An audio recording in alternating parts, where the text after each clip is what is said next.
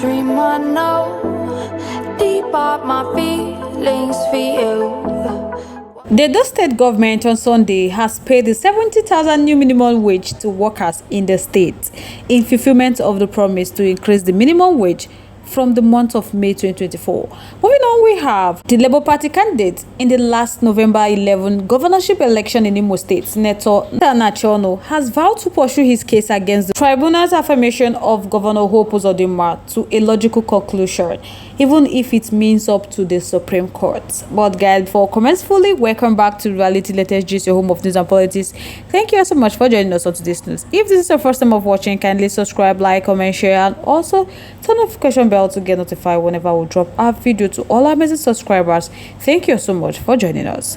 So guys, let's proceed with the news. The Edo State government on Sunday has paid the 70,000 new minimum wage to workers in the state in fulfillment of the promise to increase the minimum wage from the month of May 2024. You guys can recall that Obaseki had, during the commissioning of the Labour House in Benin City, announced the increase of the new minimum wage for workers in the state from 40,000 to 70,000 to reflect the current economic reality of the country and cushion the impact of the harsh economy on the people of the state. In a statement that the Edo State Commissioner for Communication and Orientation made, Chris Nikari, he said that the payment of the 70,000 minimum wage to workers will further demonstrate the commitment of the governor, Godwin Obaseki-led administration to the welfare of Edo workers. According to him, he said the Edo State government has paid the May salary of workers in the state, and it is reflecting the implementation of the 70,000 new minimum wage. That this is in fulfillment of the promise made by Governor Godwin Obaseki to increase the minimum wage from 40,000 to 70,000 beginning from this May. As part of effort to cushion the impact of the harsh economy that has been occasioned by fuel subsidy removal and other economic decisions by the federal government. So the commission said that, as they all can see, that the governor Godwin Obaseki has fulfilled his commitment even before the end of the month. Now the commission is urging the workers to be committed to their duties while contributing effectively to ensuring the governor finishes strong to reciprocate the gesture by the state government to their welfare. Confirming the development, the state chairman of Nigeria Labour Congress, Comrade Ojo Olaye, called on the federal government and other state governments of other states to emulate what Edo State government has done. He told the Vanguard that the Edo State government has paid a new minimum wage of 70,000, and for him, as the state chairman of the Nigeria Labour Congress, he wants to give thanks to God and kudos to Mr. Godwin Obaseki, the governor of Edo State, and he congratulates all the Edo State workers. So his advice to the federal government and other states is to emulate the Edo State government on what they are doing. And what Edo State is doing here is worthy of emulation. So that's the dividends of democracy. We get to as many people as possible because these civil servants have their family members and dependents. So Obaseki kept his promise and they want other people to emulate of what Obaseki have done. My people, that this one people come they talk say now because election they come up, he want use this one they attract people. But Governor Godwin Obaseki, they tell them say now based on what people are passing through concerning the fuel subsidy that has been removed by federal government, that many people are finding it difficult to cope.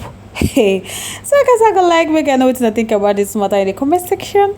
Let's make it live in our comment section. Once again, thank you so much for staying to us. Moving on to the next one. The Labour Party candidate in the last November 11 governorship election in Imo State, Senator Nathan Achono, has vowed to pursue his case against the tribunal affirmation of Governor Hope Uzodinma to a logical conclusion, even if it means to take it up to the Supreme Court.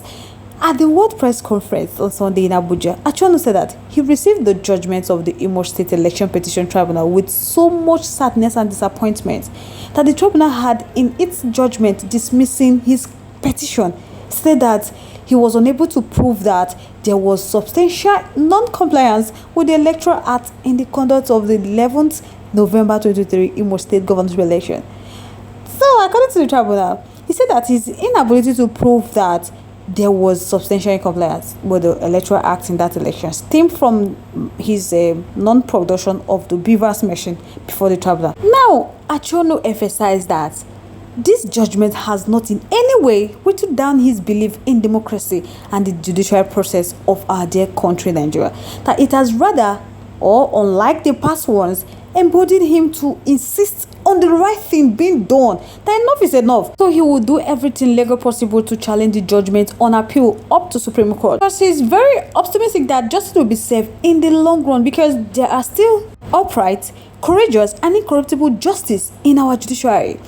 Furthermore, he said that he's going to seek for an order of mandamus compelling the Attorney General of the Federation to proceed against the several INEC officers and coalition returning officers who have been guilty of electoral offences that have been moving freely on the streets while Nigerians are wallowing in poverty and insecurity, which was occasioned by their acts. Senator Nathan Achonu said that during the build-up to the 11th governorship election in Imo State, that insecurity was used to unleash terror and brutality on political opponents, that he narrowly escaped assassination from his men who tried to stop him from attending church program at Obibiezena in Owerri North local government, that he defied all those terror and intimidation to campaign in the entire 27 local governments and 305 wards, including Omuma, Hope Uzodinma ward and hometown.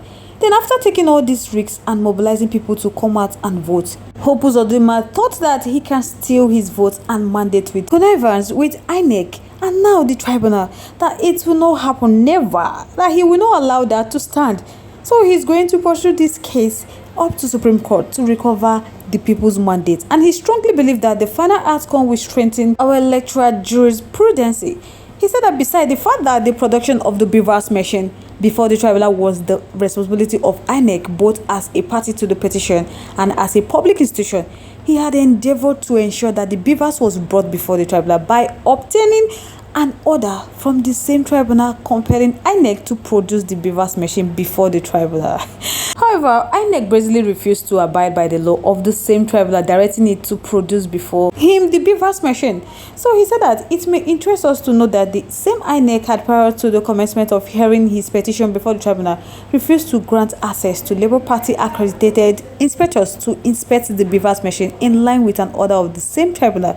So this is regardless of the fact that INEC had extorted from him millions of naira purportedly as a deposit for the cost of the inspection of Gbas machine, that the said inspection never heard, and INEC has held onto his money. Interestingly, the tribunal did neither comment on this INEC misconduct nor sanction INEC for flaunting this order, which was tantamount to the first of the courts. Now INEC had reacted that they didn't take money from Achonu. If Achonu is insisted that he paid money to them, that he should provide a bank account he paid the money into, or the name of the official he paid to, because it is not in their character to extort money from individuals. That their process is clear, that if an individual requests for a document under the Freedom of Information Act or as a petitioner and there are necessary fees to be paid, that the sum are disclosed and the individual pays into the account of the federal government of Nigeria, not a personal account. That if Senator Achonu made any payment to any personal account, he wants to encourage him to publicly disclose it and also make the name of the account holder available to them for immediate investigation, because they are not in a business of extortion. So guys, I would like to know your thoughts, your contributions, opinions in the comment section. I would love to hear from you. Let's keep the conversation live in our comment section. Once again, thank you so much for staying tuned with us. We really do appreciate. On this note, we have come to the end of today's segment. Like, comment, next.